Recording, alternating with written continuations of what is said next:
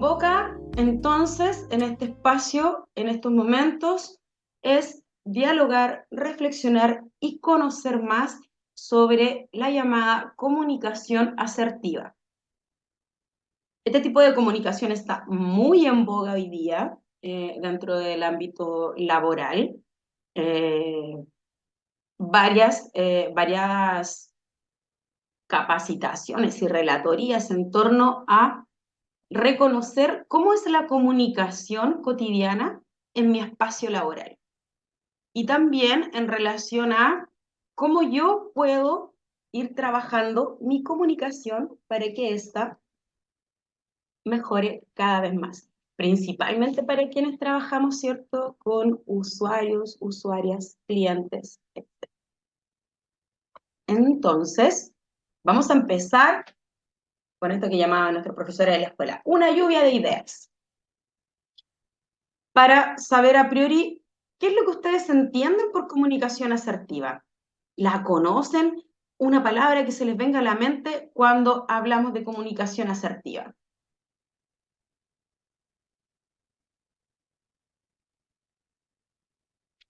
Vamos, ayúdenme con esto. ¿Qué es la comunicación asertiva? Pueden responder en su chat. ¿Qué es la comunicación asertiva? ¿A qué me suena la comunicación asertiva?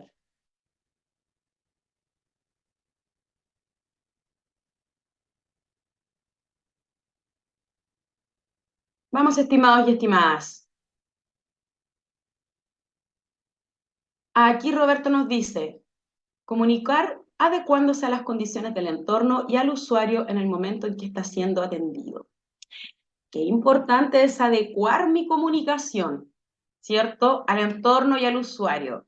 Yo no me voy a comunicar igual que cuando estoy con mis amigos, no me voy a comunicar igual que cuando lo hago con mi hijo, no me voy a comunicar igual que cuando lo hago con mi pareja, sino que lo voy a comunicar de forma adecuada a mi contexto.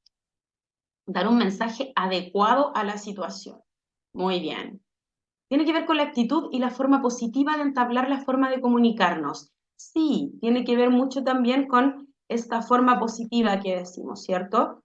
Entonces, también tiene que ver con hasta dónde sabemos si tenemos que o no hablar desde la negación en nuestro lenguaje, ¿cierto? Siendo más propositivo, etc. Muy bien, Nicolás, Diego y Roberto, gracias por sus respuestas. Magali nos dice, ya se está presentando Magali del Departamento de Salud. Bien, súper. Todo eso que ustedes dijeron tiene que ver con la comunicación asertiva. Acá nos dicen que tiene que ver con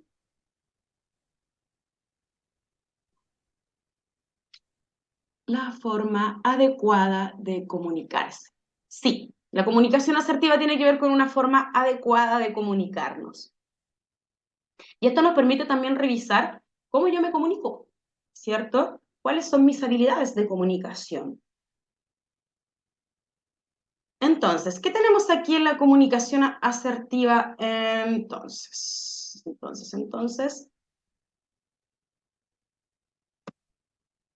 vamos a intentar ver un video. Ojalá les resulte el audio y todo lo necesario. Son un grupo de humoristas argentinos, no me equivoco, se llaman los Luthier, y sostienen una conversación entre dos personas.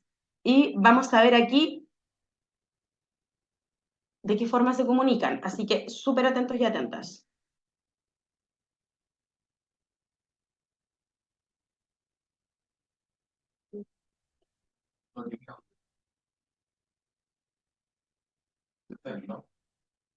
Un segundo, por favor.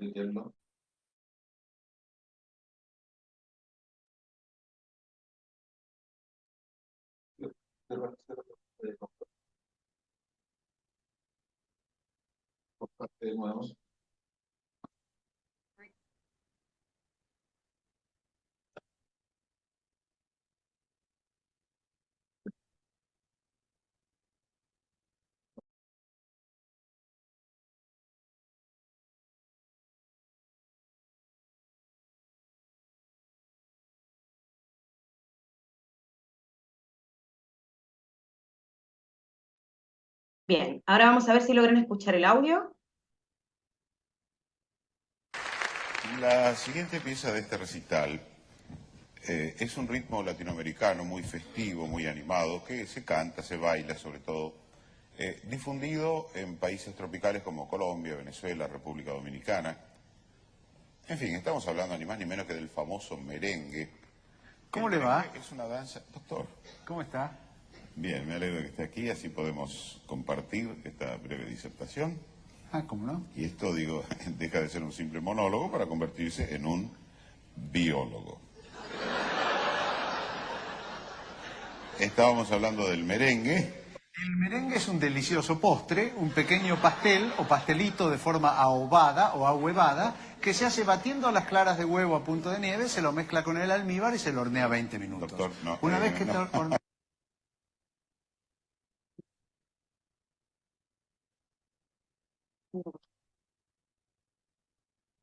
Me temo que ha habido un pequeño malentendido. Yo me refería al merengue en tanto danza. Se baten las claras de huevo a punto de nieve, se lo mezcla con el almíbar y se lo hornea 20 minutos. Danza. Bueno, se puede danzar mientras se hace el batimento, no hay problema. Por lo tanto, déjeme a mí, le propongo que partamos de un principio. No se lo puede partir, se desmigaja todo, es un postre seco. Digo que partamos de la historia. Usted sabe que en la mitología griega están las musas que propician las artes, por ejemplo, la musa del teatro, Talía, la musa de la música, Euterpe. Bueno, hay otras más. La musa de los escarabajos, la escaramuza. Pero dada la índole de la disertación que nos congrega en este recinto, digamos que la musa de la danza es Terpsícore. ¿Quién? No me diga que no conoce a Terpsícore. De nombre no, a lo mejor sí la veo. Esther Píscore, ¿quién es? No la conozco. Me acordaría, pero yo tengo buena memoria para la... Esther Píscore, ¿qué tal es? ¿Es simpático? Bueno, hermano, no me importa, está buena, digo. Esther Píscore, con ese nombre no debe pasar inadvertida, ¿no? Esther Píscore. Oh, ¿cuál está Esther Píscore? No dije Esther. Esther Píscore. No dije Esther. ¿Tiene parestesia que habla? Esther Píscore, dijo. No dije Esther. ¿Cómo que no dije? Dije, es Terpsícore. Claro. Esther Píscore. Esther Píscore. Esa es la pronunciación griega, claro. Nosotros a las Esther de ustedes las llamamos Esther, directamente. Si viene caminando una por la calle, usted le dice Esther, sigue caminando y no se entera. Cuando usted le dice Esther, se da vuelta y dice, sí, ¿me llamaba? Sí, yo soy Daniel, y se entabla uno. Mucho gusto, y se entabla lo que puede llegar a ser, digamos, bueno, no siempre, siempre y cuando se llame Esther. Si se llama Alicia, sigue viaje, tampoco se entera. Por más que uno le diga Esther, una vez venía caminando una, le dije Esther, se dio vuelta y me dijo, yo me llamo José Luis. Y no se entabló nada, porque a mí no me va ese tipo de ni ese tipo ni ningún tipo, quiero decir, no es lo mío. A mí me educaron mis padres de una manera y yo he sabido responder a esa educación honrándola, digamos. Me educaron en la libertad de poder pensar lo que me dé la gana, pero sí, las cosas se hacían de una forma. Pero también había que poder respetar a los demás, porque cada cual podía hacer de su vida lo que se le diera la gana, ¿no? Pero no había tu tía, ¿no? O sea, no había tu tía, mi tía sí que había, ¿no? Y ella era la que nos daba cuando nos portábamos, ¿no? O sea, pero siempre había un motivo para tolerar. Por ejemplo, sí, había que respetar a los demás por lo que los demás quisieran ser. No había que ser sectario. El pluralismo, la otredad y, digamos, la libertad de expresión, inclusive, pues, eran la base de mi familia, por lo menos, no sé en la suya, ¿no? Pero si José Luis quiere, allá él. Yo no me voy a interponer. Bueno, seguro que no me voy a interponer, eso seguro que no. Pero que él haga que él haga lo que quiera, quiero decir, ¿no? Y si usted quiere ir con José Luis, vaya, también, yo no se lo voy a presentar, porque a mí pero si usted quiere... ¿Píscore es un apellido griego? Píscore. Esther Píscore. Ah, es que se casó con García. que era el griego. Esther Píscore de García el griego. Esther Píscore, y la maestra la llamaba por su nombre de pila o batería. Estercita, ven para acá. Y ella no iba porque era díscola, era discóbola, se dice en griego. Esther, la discóbola de García. Y había hecho el servicio militar, cumplió bajo bandera. Esther Píscore de García, presente, cuerpo a tierra, Píscore, venga para acá.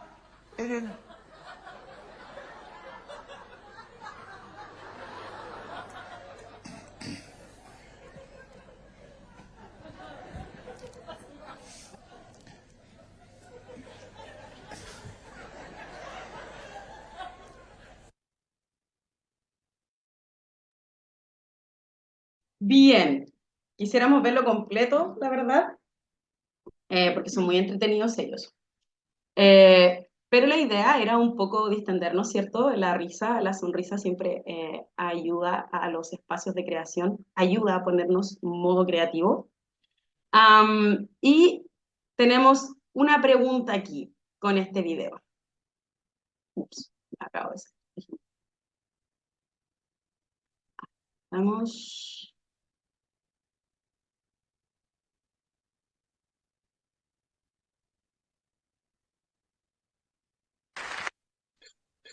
Ahí estamos entonces. Y la pregunta es, ¿qué pasa con la comunicación de los actores en el video? ¿Qué pasa con la comunicación de los actores en el video? El lenguaje crea realidades, dice por ahí Nicolás González. Por supuesto que sí. Hola. Lo que no se nombra no existe, dicen. No se adecua al contexto. Exactamente.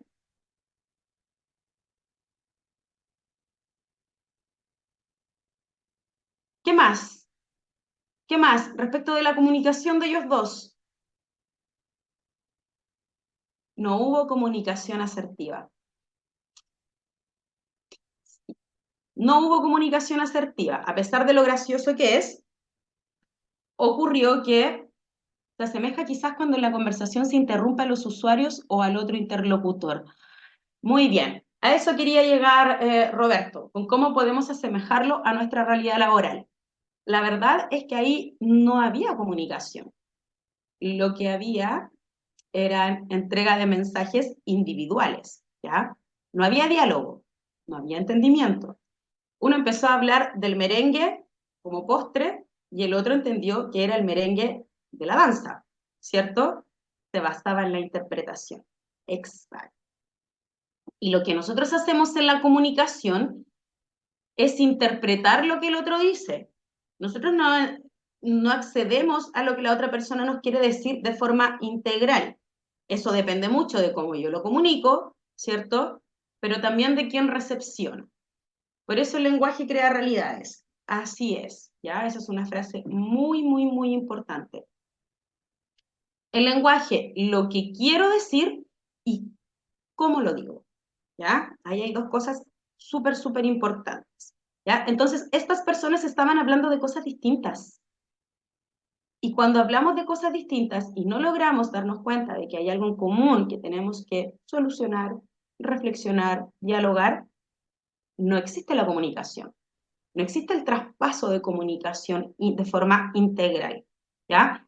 Y estos humoristas, claro, son un chiste, y estamos haciendo una especie de chiste de la poca capacidad de comunicarnos que podemos tener, ¿cierto? No es lo mismo lo que quiero decir y lo que el receptor entiende. Por eso es muy importante la forma de comunicarnos. Así es, Nicolás. Y más importante es cuando yo tengo al frente de mí a una persona que está modo defensa. ¿Ya? Porque como dijimos, cuando yo estoy con mi mundo emocional, de emociones displacenteras, disparadas, estoy enojada, estoy con temor, estoy con mucha pena, y todas esas emociones revueltas en un momento en que yo quiero que, por ejemplo, mi hijo, mi pareja, mi mamá sea atendida. Nicolás nos dice ahí que es muy importante la forma de comunicarnos, porque yo estoy recepcionando a una persona que está en modo defensa. ¿Ya? Y si yo actúo también en modo defensa, respecto de la forma en que me comunico, no hay comunicación. esa comunicación se cierra, se bloquea, ¿ya? Entonces, por eso es súper importante para quienes trabajamos con personas el reflexionar sobre cómo nos comunicamos, sobre qué pasa con mi mundo emocional cuando yo encuentro una situación injusta, qué pasa con mi realidad emocional cuando a mí me insultan, ¿ya? ¿Qué hago yo en ese momento? ¿Me conecto con lo que siento? ¿Simplemente exploto y digo lo que tengo que decir? ¿O tengo la capacidad de darme cuenta de que estoy en un modo defensa y que necesito calmar esa situación para poder comunicarme de la mejor forma posible? ¿Ya? Porque por supuesto que el receptor puede entenderlo de otra forma. Incluso el receptor, estando en modo defensa, ni siquiera quiere escucharte o ni siquiera puede escucharte. Porque como decíamos, su amígdala está completamente activada y él está en modo alerta. ¿Ah? Por ende, en ese momento la comunicación es muy compleja. Es como cuando mi hijo tiene un berrinche y yo quiero que reflexione sobre el berrinche. En el momento del berrinche es súper difícil que reflexione, porque como decíamos anteriormente, toda mi corteza frontal que tiene relación con mi mundo cognitivo, para entender, ¿cierto? Para comprender, está bloqueado, está cerrado, ¿ya? Porque mi amígdala está ahí pulsando a 1000 por hora en estado de alerta. Entonces, es súper importante que como trabajadores y trabajadoras de la salud tengamos claridad sobre aquella situación, que yo voy a ir a conversar con una persona que está en modo alerta y que esa persona, cualquier palabra que yo ocupe, por supuesto que la puede tergiversar o puede ser que el receptor no la tome como yo la quiero entregar. Y ahí sí que hay que tener habilidades, ¿cierto? Ya. Y por eso la asemejábamos también a nuestra realidad laboral, ¿ya? Lo asemejábamos a nuestra realidad laboral porque a veces tiene que ver con que no estamos hablando lo mismo, o que si estamos hablando lo mismo no lo estamos expresando de la forma en que la otra persona sí va a ser receptiva eh, a esa comunicación, ¿ya?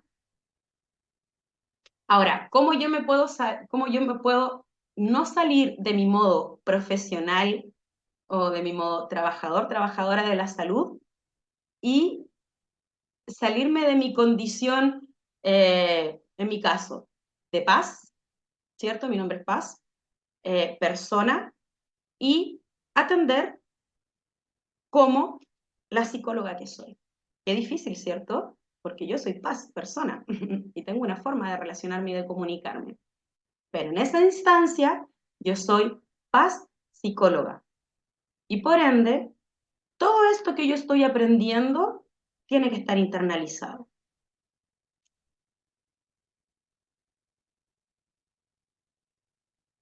Bien, y ahí también quisiera tomarme de las palabras de Nicolás, que dice que el lenguaje crea realidades, y sí, eso es muy, muy, muy importante. ¿Ah?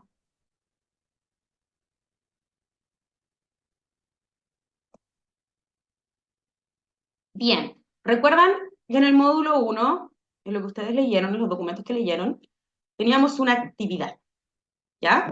Y esta actividad constaba de lo siguiente. En el módulo 1 existían 4 tipos de afrontamiento respecto de una investigación muy interesante que la realizó, si no me equivoco, la Universidad de Chile, y nos decía, estos son los tipos de afrontamiento de las personas en salud cuando se encuentran con una condición de violencia ocupacional externa, ¿ya? Y los vamos a revisar antes de refrescar la memoria antes de que vayamos a las preguntas. Y aquí tenemos los tipos de afrontamiento ante violencia externa laboral. Los dividían en 4. Primero, el afrontamiento individual sin mediación. O sea que yo, sola, me enfrento a la persona que me está desafiando, que me está insultando, que me está amenazando, que me está levantando la voz, ¿ya? Sin un respaldo de nadie alrededor mío. Solamente yo soy la responsable de lo que va a pasar ahí con el usuario o usuaria, ¿ya? No tengo mediación institucional ni organizacional, ¿ya? Solo yo. Esa es una forma de afrontar. La otra forma de afrontar es un afrontamiento activo con mediación institucional. Yo enfrento la situación, respondo al usuario, Pero la diferencia aquí es que mi jefe me apoyó, que apareció otro compañero de trabajo al lado mío ayudándome a mediar esta situación, en que yo pude acudir a mis superiores para ayudarme a solucionar, me siento apoyado, etc. Ese es un afrontamiento activo con mediación institucional. Luego tenemos el afrontamiento organizacional a través de políticas en torno a la violencia externa laboral. ¿Qué significa esto? Que yo afronto a un usuario sabiendo que yo tengo un protocolo institucional, sabiendo que a mi espalda están políticas existentes en mi institución que velan por la violencia externa laboral y me protegen ante esta. ¿Ya? Entonces, no es solo que mi jefatura se sumó a esto, que me siento apoyada por mis colegas, que tengo una red de apoyo, sino que además tengo una institución como organización que tiene la claridad de saber qué hacer en este contexto y que hay políticas claritas en torno a la violencia externa laboral. ¿Ya? Entonces yo afronto esta situación sabiendo que hay una política organizacional detrás mío respaldando mi quehacer. Y el último es el afrontamiento individual pasivo, ¿ya? En donde, sí, yo me pongo adelante de la persona que me está insultando, que me está amenazando, etc. Y no tengo capacidad de reacción, ¿ya? No tengo capacidad de reacción. Y eso es una forma relativamente común de mi cuerpo, es una forma de defensa ante aquello que yo siento peligroso, ¿ya? Y esto está súper estudiado, que tiene que ver con la capacidad de disociación que puedo tener en un momento en que yo me siento en peligro, ¿ya? ¿Por qué? Porque mi mente se intenta proteger del dolor. Por ende, bloquea la sensación de malestar, ¿ya? Incluso puedo pensar en otras cosas, bloqueo todo lo que yo pueda sentir físicamente y estoy ahí, pero no estoy ahí, ¿ya? Estoy ahí, pero no estoy ahí. Entonces estoy lamentablemente viviendo esa situación de violencia de forma pasiva, ¿ya? Que esto está como muy estudiado en la violencia sexual, ¿cierto? Las mujeres lo que hacen, o lo que ocurre en el cuerpo de las mujeres que han sufrido violencia sexual, es esa condición de disociación, ¿ya? Porque es un trauma, y lo que quiere mi mente es defenderse ante ese trauma. Por ende, me bloquea todo mi sentir, ¿ya? Y ahí es cuando lamentablemente las personas dicen, pero ¿cómo no hizo nada? Ahí tienen una respuesta psicofisiológica a la condición de trauma. Tenemos estos 4 tipos de afrontamiento. Piensen ustedes dentro de su espacio laboral o ustedes mismos si lo han sufrido o colegas que lo hayan sufrido. ¿Cuál fue principalmente la forma de afrontar que tuvieron en ese momento en que sufrieron violencia externa? ¿Ya? Entonces, la pregunta era, generalmente, ¿desde qué tipo de afrontamiento los y las trabajadoras de su área abordan esta problemática? ¿De una forma activa? ¿De una forma pasiva? ¿Con respaldo institucional? ¿O con un respaldo organizacional respecto de las políticas que pueden existir en su institución para estas situaciones? Vamos, les invito ahí al chat para que veamos desde su institución, generalmente, desde qué forma, desde qué tipo de afrontamiento viven estas problemáticas de violencia ocupacional externa.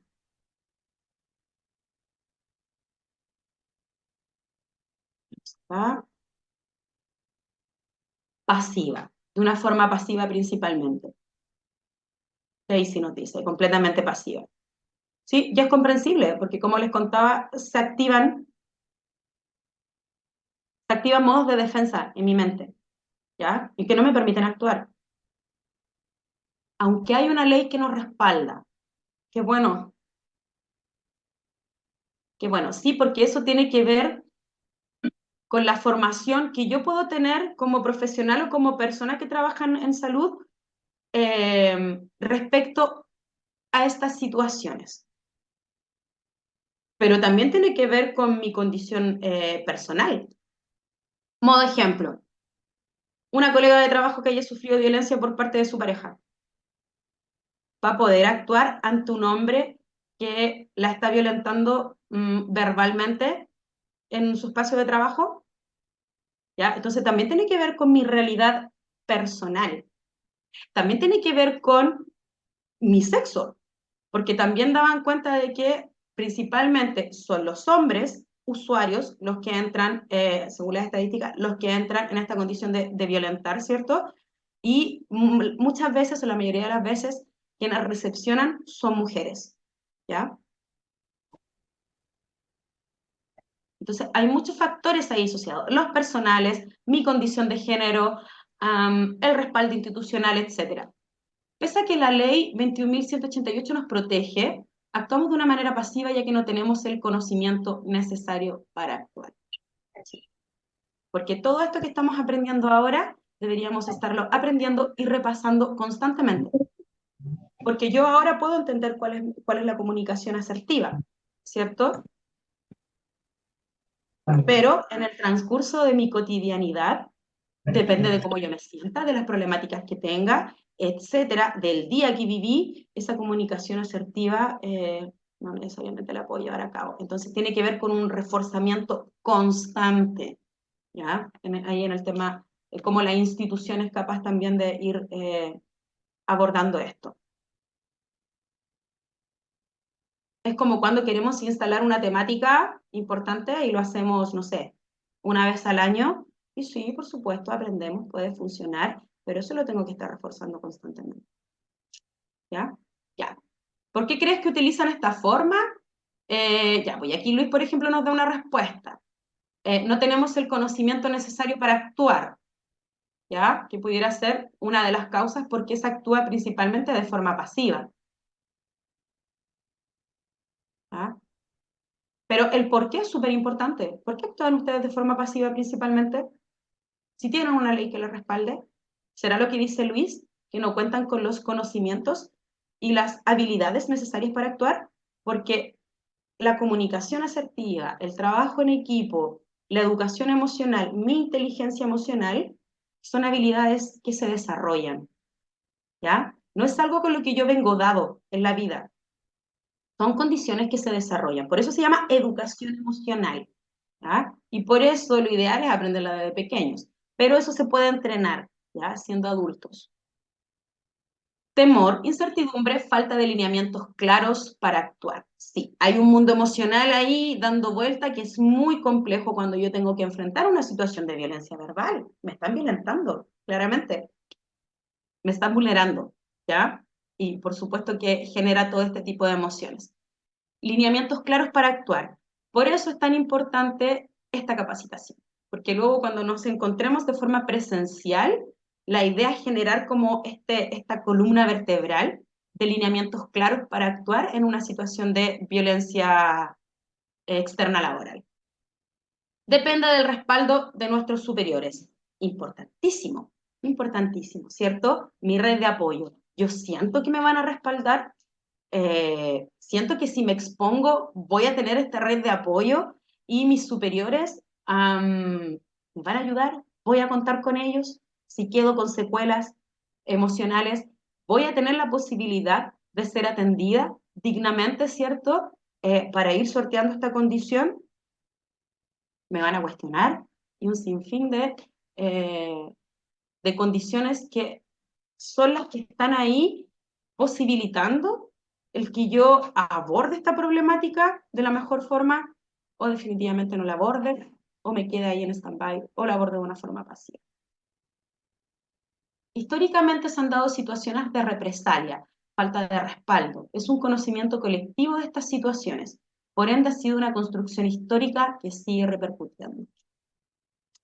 Qué importante reflexión, Cecia.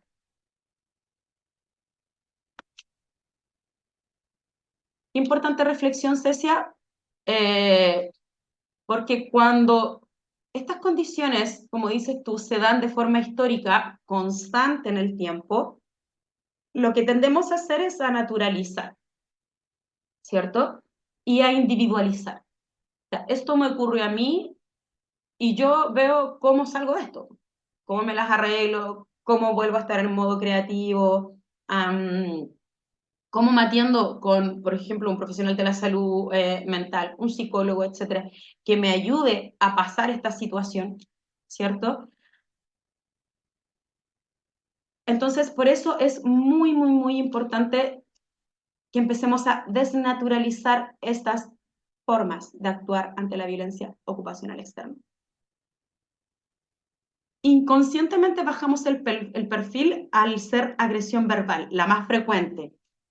Claro, porque antes nosotros, las generaciones más antiguas, esto le llamamos un alegato, ¿no? Alegamos, ¿cierto? Me levantó la voz. Pero ahora entendemos que eso es violencia verbal, ¿cierto? Antes no, pues antes no pensábamos que eso era violencia. Ahora sí entendemos que es violencia verbal. Además de que como la máquina debe seguir funcionando, emplear tiempo en el proceso correspondiente implica que cuando vuelvas tendrás el resto de la agenda esperándote y ahora aparte de la agresión le sumamos estrés y trabajo atrasado. ¿Y para qué? Para que no se tomen conductas efectivas para evitar esto, se siente más como un nanay y vuelva a trabajar. ¿Ya? Esa es una excelente reflexión. Como les contaba delante con el ejemplo, ¿cierto? Esa profesora entró a hacer clases a un niño de tercero básico, igual nomás, y eso que venía con un choque encima del terror, ¿cierto? ¿Ya? ¿Por qué? Porque no se le podía atrasar el trabajo.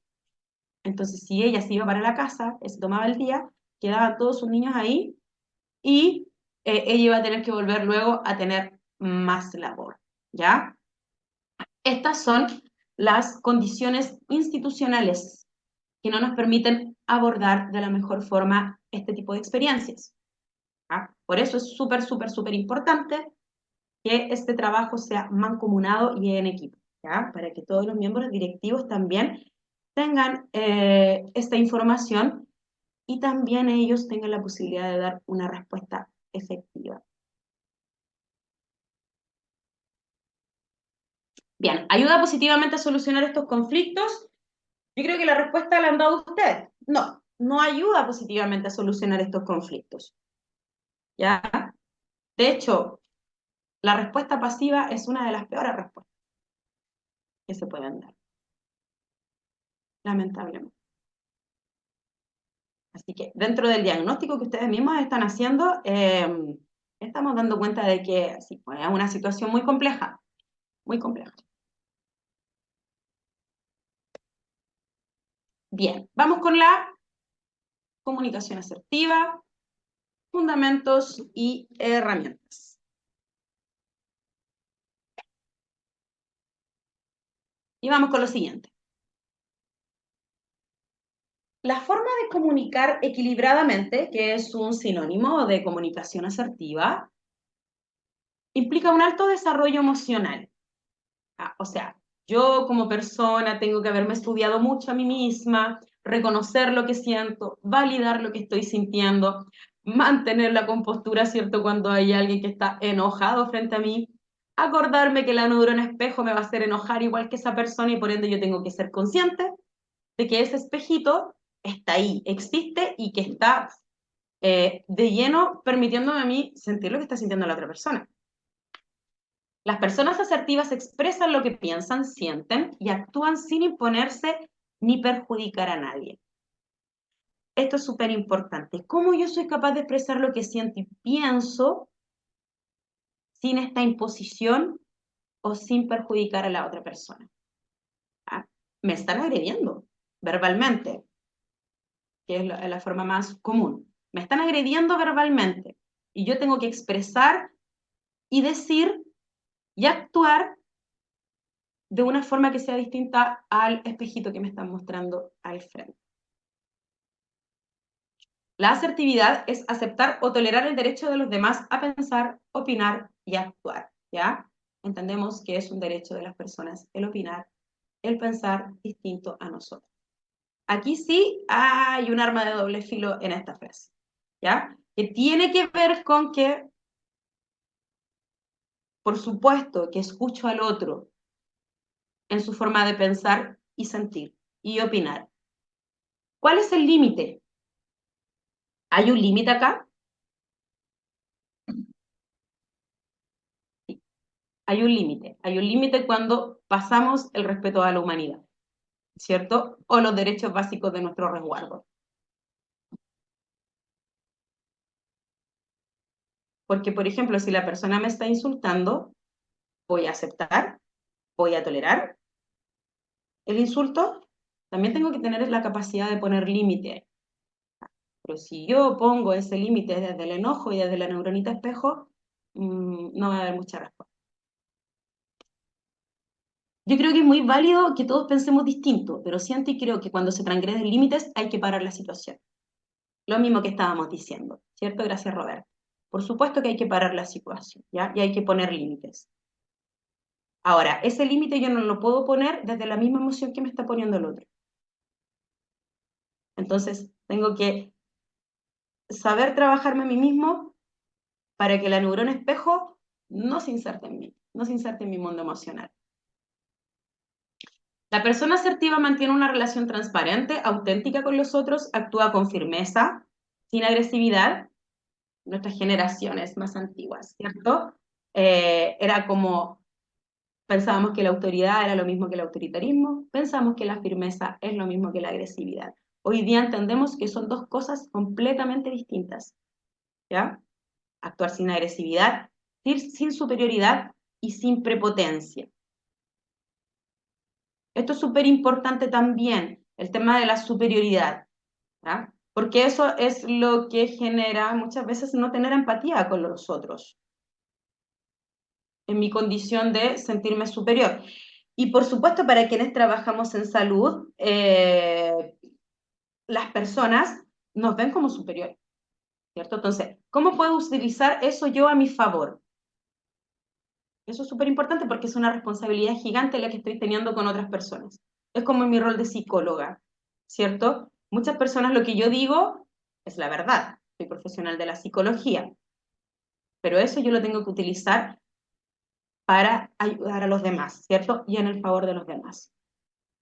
Bien, esta postura te permite aceptar tus propios errores y los de los demás. Eso es súper importante también porque después, lo más seguro es que después de esa vivencia, yo me ponga a pensar en la situación.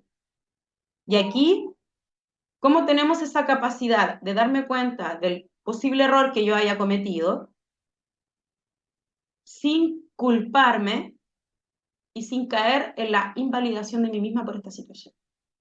¿Ah? Como ser reflexivo y ser autocrítico sin cercenarme en el proceso.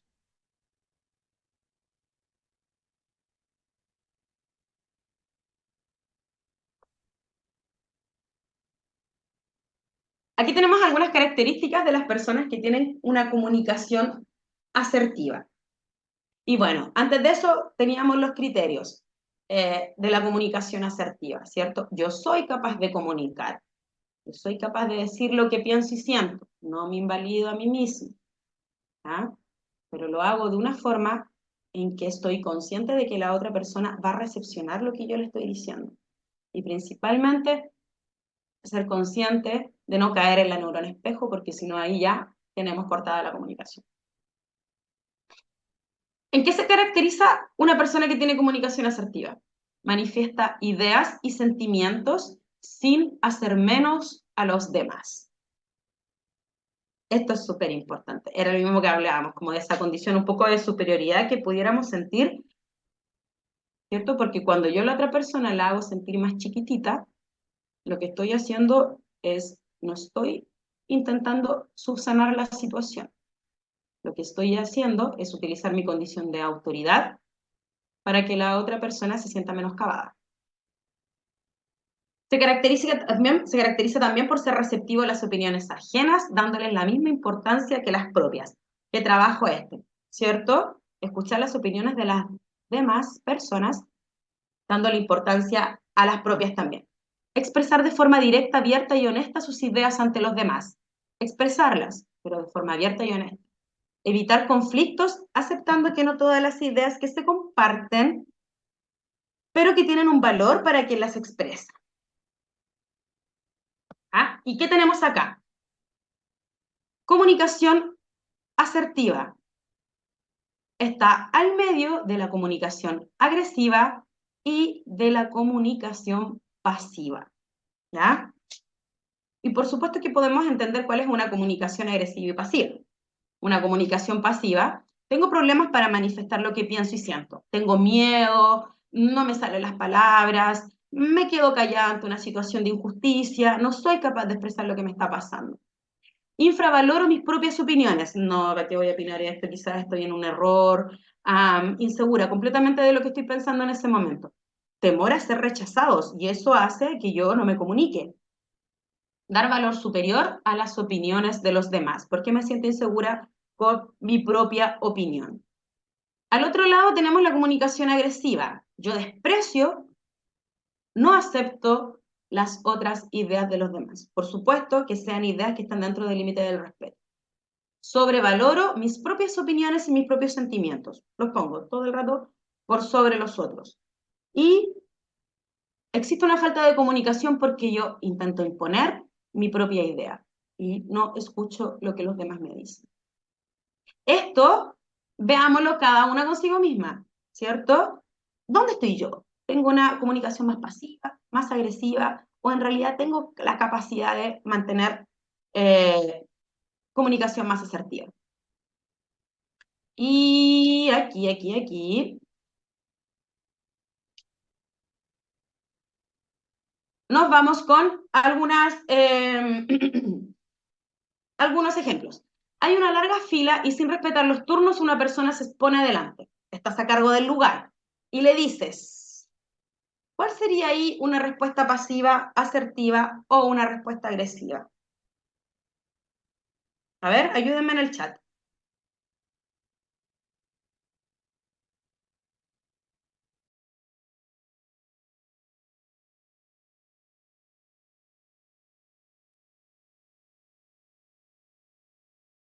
Una respuesta pasiva sería no decirle nada, dejar que esa persona se ponga adelante, ¿cierto?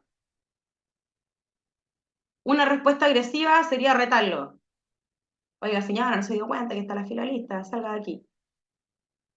Una respuesta asertiva podría ser, disculpe si no se ha dado cuenta, está en la fila. Puedes ir allá atrás.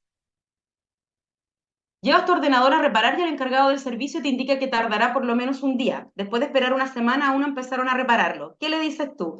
Y esto se podría asemejar al mundo de la salud, ¿cierto? Pedí hora, pero ya me dijeron que ya no hay hora, así que se va a tardar unos días. Luego voy y nuevamente no hay hora, ¿cierto? O voy a emergencia y necesito que me atiendan de inmediato porque es una situación grave y me dicen, no, tienes que esperar unas buenas horas. ¿Ya? Después de esperar una semana no empezaron a repararlo. ¿Cuál sería una respuesta asertiva aquí? O una respuesta pasiva o agresiva. Vamos pensándolas y ustedes mismos se van contestando ahí para que vayamos haciendo el ejercicio. Luego tenemos, eres parte de un grupo de trabajo que organizan el aniversario del CEFAM. Ocurre que siempre eres tú quien realiza la mayor parte del trabajo y los demás tienen un rol más pasivo. Decido decirle. Una respuesta pasiva sería, pucha, ya yo voy a hacer el trabajo. O no decirles nada y simplemente hacerlo. Una respuesta agresiva, vamos a retar a los compañeros porque ya hasta cuándo se pasan de listo, ¿cierto? Y puedo generar reacciones de vuelta. Neuronita espejo. Y una respuesta asertiva podría ser sentarse en un momento tranquilo a conversar con los colegas y mostrarles que no te sientes bien porque estás llevando toda la pega principalmente y quisieras que trabajaran más en equipo. ¿Ah? Así que ahí les dejo a ustedes pensando esas respuestas y cuáles serían las respuestas que dieran ustedes para que vean cuál es el tipo de comunicación que ustedes manejan principalmente. Y nos pasamos al trabajo en equipo y a la calidad de la atención en salud. El Observatorio de Calidad en Salud en Chile observa 3 atributos claves para la calidad de atención en salud: continuidad, competencia profesional y oportunidad.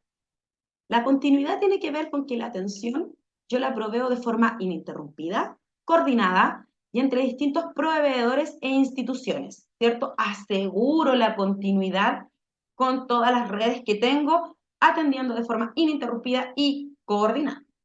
La competencia profesional es la segunda, la capacidad de las personas del equipo de salud para solucionar problemas de salud y satisfacer las necesidades de sus usuarios. Competencia profesional. Y la tercera, que es la oportunidad, que la entrega del servicio debe ser en el momento en que el usuario efectivamente lo requiera o necesite. Estos son los 3 atributos claves para la calidad de atención en salud. A propósito del trabajo en equipo, porque todo esto se tiene que hacer desde la labor en equipo. ¿Y qué nos dice esto?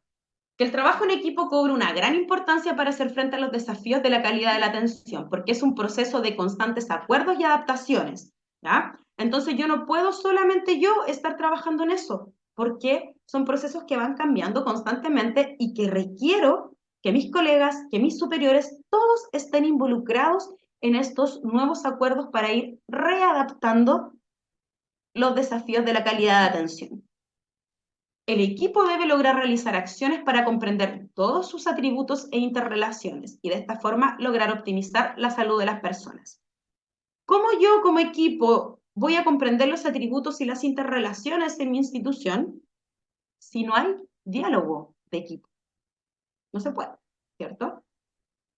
Entonces, el trabajo de un equipo es una forma de trabajo donde todos son responsables de las metas y objetivos de la organización. ¿Conozco las metas de la organización? ¿Conozco los objetivos? ¿Nos hemos sentado en la mesa alguna vez a reflexionar sobre ellos? Los esfuerzos de cada uno de los integrantes se potencian, aumentando la eficacia de los resultados. Y cada persona contribuye con sus opiniones y habilidades, armonizándolas para alcanzar los objetivos. Esto tiene que ver con la capacidad de participación de todos y todas en las resoluciones y en las temáticas importantes. Y miren, leamos esta frase que es muy importante, porque requiere de algo que recién las instituciones las están tomando en cuenta. La implementación del trabajo en equipo supone una reducción de los niveles jerárquicos, en la medida en que las decisiones se van descentralizando hacia los niveles inferiores de la jerarquía. Esta descentralización es la esencia del proceso de gestión de equipos. Se observa además que sus integrantes aumentan su compromiso, así como también el grado de placer y la calidad de los resultados de la tarea que emprenden. Entonces, todas aquellas instituciones que son ultra jerárquicas no van a generar condiciones de compromiso y de calidad de los resultados de las tareas que emprenden. Entonces, el gran desafío aquí es descentralizar. Y tenemos acá el trabajo en equipo como práctica preventiva. Gestionar la calidad y seguridad de la atención de los usuarios y usuarias y sus familias requiere, en primer lugar, construcción de saberes colectivos. Todos y todas tenemos que manejar conocimientos, ¿cierto? Y saberes que nos ayuden, ¿ya? Entonces ahí también tiene que ver con la descentralización. Formas de liderazgo integradores, lo que hoy llamamos liderazgos democráticos. Compromiso con una gestión organizacional que logra resultados de calidad. Yo estoy comprometido con el trabajo que estoy realizando. Un desarrollo de un ambiente armónico, ¿cierto? Modo creativo, no modo defensa. Reforzar la confianza para apoyar la toma de decisiones compartidas. Este cuadro nos indica que estamos gestionando la calidad y la seguridad de la atención de las personas. Aquí ustedes también pueden reflexionar respecto de si esto ocurre en sus espacios institucionales, en sus espacios de salud. Y ahora nos vamos a un trabajo en equipo en el cual vamos a hacer una división de grupos, ¿ya? Esto es súper facilito. Vamos a hacer 4 grupos, ¿ya? Y en estos 4 grupos ustedes simplemente tienen que, cuando les invite a la sala, ustedes hacen clic ahí y se van a encontrar con los colegas con quienes van a trabajar, ¿ya? Para después volver todos acá. Y el trabajo consiste en lo siguiente. Vamos a ver cómo somos capaces de aquí de acordar en equipo algo tan importante como elementos esenciales que consideren para la creación de su protocolo de violencia externa. Y van a acordar 4 elementos esenciales que para ustedes sean importantísimos y que se consideren en la creación del protocolo de violencia externa que va a venir pronto, si no me equivoco, la próxima semana, ¿cierto? En nuestro espacio presencial. ¿Ya?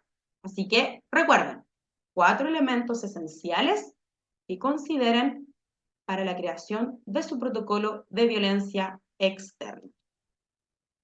Así que ahora nos dan unos segundos para que podamos armar los grupos.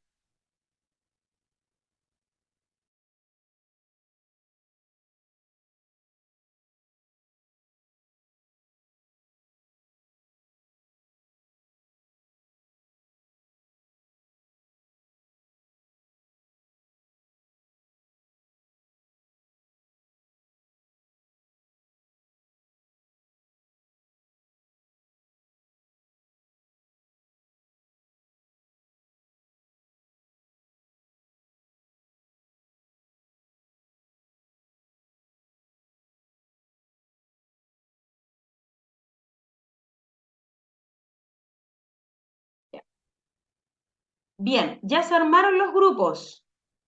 Tienen que acceder a él y conversar, dialogar, si quieren escribirlo, como ustedes prefieran, pero les invito al diálogo entre ustedes. Yo sé que estamos en una plataforma, ¿cierto?, que es un poco impersonal, pero esto va a ser un insumo también que nos va a permitir trabajar con ustedes pronto en el espacio presencial. Y también estamos haciendo un ejercicio de trabajo en equipo aquí, ¿cierto?, de acordar en conjunto.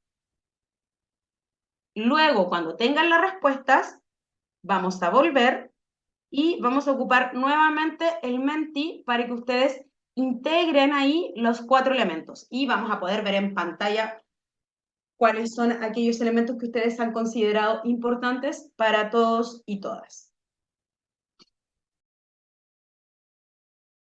Espacio práctico en el cual vamos a ir creando nuestro protocolo.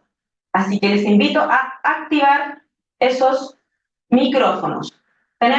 Son las 11:33, 5 minutos, queridos y queridas, ¿ya? Así que esto es rapidito. Hago el llamado nuevamente a conectarse y voy a revisar las otras salas de trabajo grupal.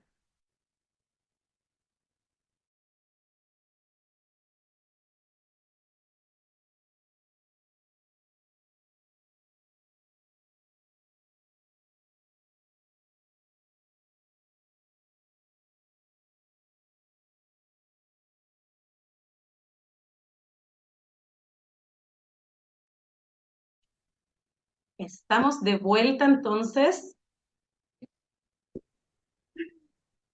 Estamos de vuelta. Perfecto. Oye, agradecerles toda su disposición para los trabajos que hemos realizado. Súper bien. Y bien, teníamos un código al cual ustedes tenían que acceder, ¿cierto? Y ahí integrar las respuestas respecto de los elementos importantes que debiese tener su protocolo de violencia externa. ¿Cómo vamos con esto? Aquí lo vamos a ver. Interesante, súper. Excelente, excelente. ¿Puede volver al código, por favor? ¿En el chat está el código? A ver. Lo vamos a enviar de nuevo, ¿ya?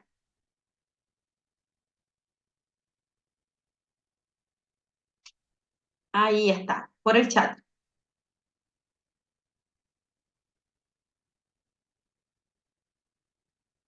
Bien, esperamos.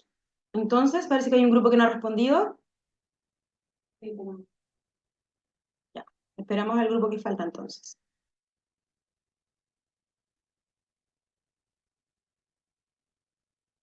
Mientras vamos a ir revisando servicios esenciales. ¿A qué se refieren con servicios esenciales? ¿Cuáles servicios?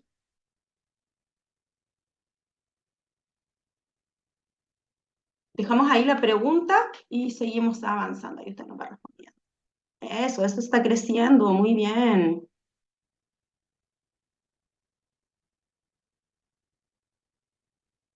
Bien, miren qué importante lo que ustedes plantean.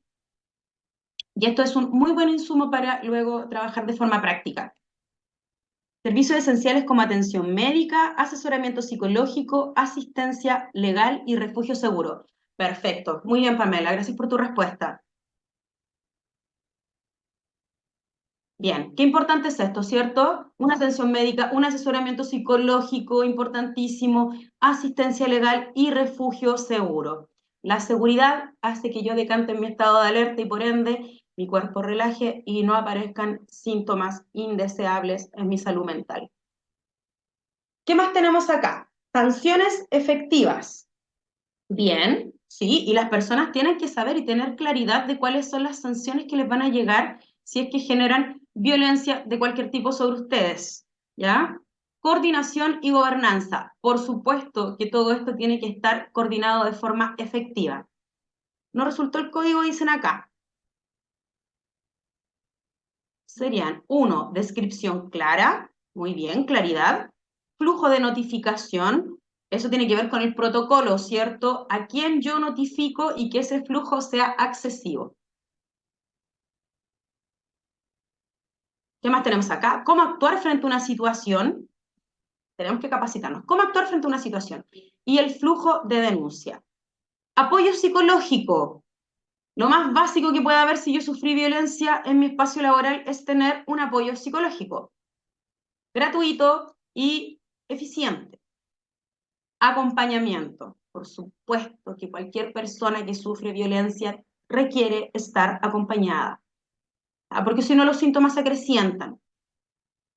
Validación general, estructuras formales, recepción del afectado. ¿Cómo vamos a recepcionar ese afectado? El tipo está gritando afuera y las personas que están ahí atendiendo son las que tienen que ir. ¿Quién va a recepcionar ese afectado? ¿Quién es la persona idónea? ¿Quién es la persona que tiene estas habilidades y está entrenado para ir a recibir a esa persona? Importantísimo. Definir responsabilidades. Las responsabilidades están claras. Ya, no anda tú, no anda tú. No, es que tú tienes que estar a cargo. No, tienen que estar clarísimas. Medidas preventivas. Todo lo que hemos estado hablando, estimados y estimadas, respecto de su condición emocional, respecto de que las personas sepan cómo tienen que actuar y qué es lo que pueden y no pueden hacer en un espacio de salud, son medidas preventivas. Todo lo que tenga que ver con que ustedes sepan a quién tienen que acudir, son medidas preventivas. La perspectiva de género, dice aquí, es preventiva, ¿ya?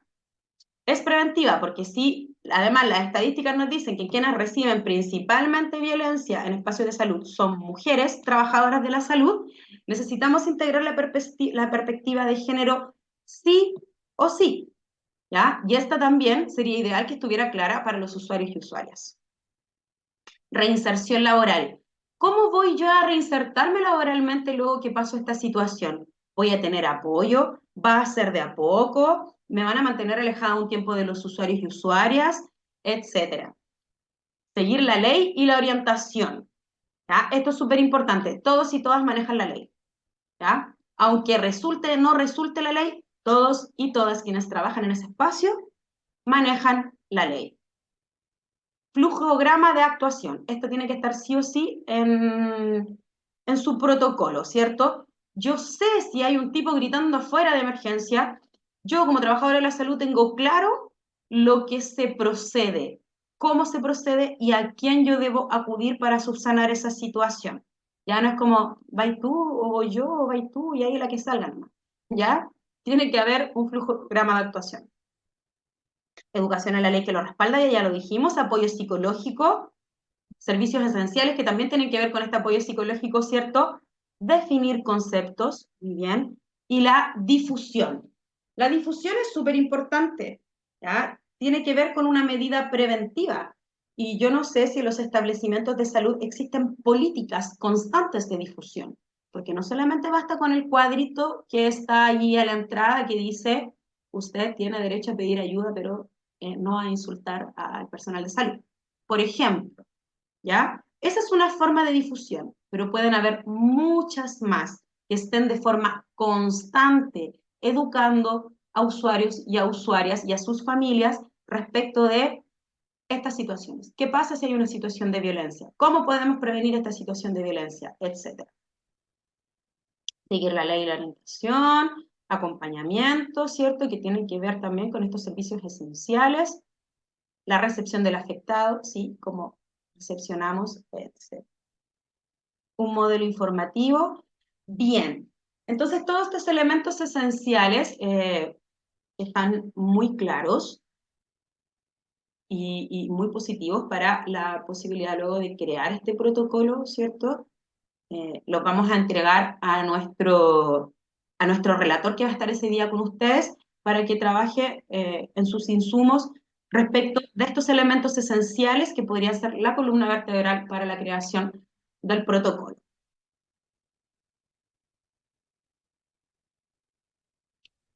Bien, excelente. Vamos a continuar entonces. Tenemos un ratito de recreo en un rato más. Ahora, ¿cómo sienten ustedes que todo lo que hemos conversado respecto de la educación emocional les puede ayudar? Ahí hay tips que son como súper claritos respecto de cómo yo soy capaz de abordar una situación de estrés o de violencia.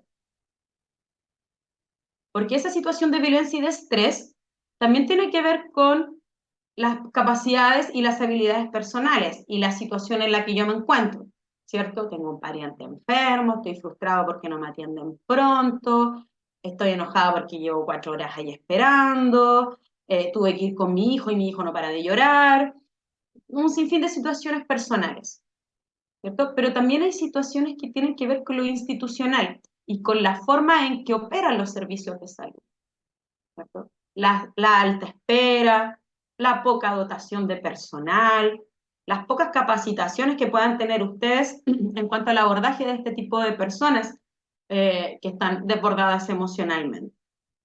Entonces, eso sí tiene que ver con ustedes, cómo ustedes pueden abordar. ¿Bien? Entonces, también tiene que ver con la educación emocional que puedo tener yo conmigo misma. Si yo voy a salir, la persona está gritando y yo salgo de esa oficina enojadísima a abordar a ese usuario, es mejor que no vaya. Porque no voy a calmar a nadie en esa condición. Si yo tengo la capacidad de respirar profundo, calmarme y ser asertivo con la respuesta que voy a dar y no caer en la provocación, poniendo un límite que por supuesto es necesario porque me están insultando, ¿cierto? Me están violentando, pero no puedo poner el límite de usted no puede venir acá a insultarme, señor, ¿qué se cree? ¿Cierto? Eso no va a generar ningún diálogo, ¿ya? Yo puedo dejar claro de que yo no estoy aceptando que se me violente en ese momento y que me estoy sintiendo afectada de una forma que sea asertiva, ¿ya? Respecto de la asertividad también tiene que ver con que yo muestro lo que siento. No me siento bien con lo que está haciendo, me siento violentada, me siento pasada a llevar, no me merezco este trato, etc. Entonces, tiene que ver también con sus propias habilidades, ¿ah? Con cómo yo soy capaz de manejar esa neuronita espejo que la persona está molesta gritando y yo lo único que quiero era gritarle de vuelta, ¿cierto? Y también tiene que ver con que si yo a esa persona que ya está en un modo defensa, yo voy y le profundizo ese modo defensa, no es una buena forma para actuar con una persona que está enojada, ¿ah? Yo debería ayudarle a volver a ese estado creativo. Contener. Tenemos una persona que está completamente afectada por la situación de salud que esté viviendo de ella misma, de un familiar, etc. ¿Tengo la capacidad de contener una persona que está afectada?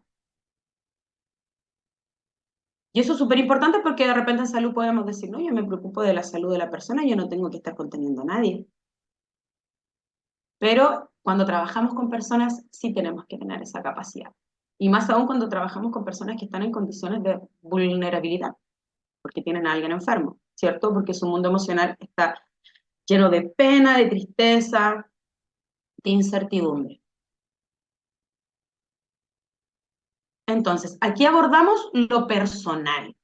Luego, en nuestra actividad práctica, vamos a abordar lo que tiene que ver con el manejo institucional, porque ustedes también dan cuenta de que hay muchas cosas que ocurren en su espacio laboral que propician o que son detonantes para la violencia ocupacional externa. Por ende, tiene que haber una responsabilidad de mí como trabajador en cómo yo manejo mi mundo emocional, ¿cierto? Mi comunicación asertiva, mi trabajo en equipo, etcétera, pero también tiene que ver cómo la institución es capaz de dar respuesta a estas problemáticas. Y desde ahí el protocolo, súper, súper importante. Bien, excelente trabajo, les felicito. Muchas gracias ahí por estar atentos y atentas a la participación. Se nos pasa rapidito el tiempo. Ya, se nos pasa rapidito el tiempo, así que nos vamos a ir pronto a un segundo recreo. A un segundo recreo. Y luego de eso nos vamos a ir a revisar cuáles son las características de los entornos laborales saludables. Y aquí es súper importante porque ustedes luego de entender cuáles son las características, podemos decir, mi entorno laboral es saludable, mi entorno laboral es más o menos saludable, o definitivamente mi entorno laboral no es saludable. ¿Cómo yo soy capaz de atender de una forma asertiva, equilibrada emocionalmente a una persona que está alterada si mi entorno laboral no es saludable? Si en mi entorno laboral estamos alterados constantemente, ¿cierto? Debido a la alta carga laboral, por ejemplo, o a la complejidad del trabajo que ustedes realizan, ¿ya? Entonces, los entornos laborales saludables son primordiales para que yo pueda atender aquellas condiciones de estrés que aparecen de la mejor forma posible, ¿ya? Porque si no, yo voy a estar deteriorada en mi salud mental. ¿Cómo voy a atender a alguien que está con una necesidad emocional? Difícilmente va a poder ocurrir. Ya, entonces, vamos a nuestro segundo recreo y volvemos para la última parte de nuestro módulo 2 en torno al entorno laboral saludable, viendo sus características. 10 minutitos, ¿sí? Son las 12, volvemos a las 12:10 o'clock, queda poquito, ánimo, ánimo, ánimo, que a las 13 horas cerramos nuestro segundo módulo. Hemos visto muchas temáticas, sé que es varia la información, pero ha ayudado sin duda a que ustedes vayan entendiendo de mejor forma su entorno laboral y además a reconocer cuáles son mis propias herramientas y habilidades para sortear las problemáticas de violencia ocupacional externa. ¿Ya? Así que les dejamos 10 minutitos desde ahora, ya.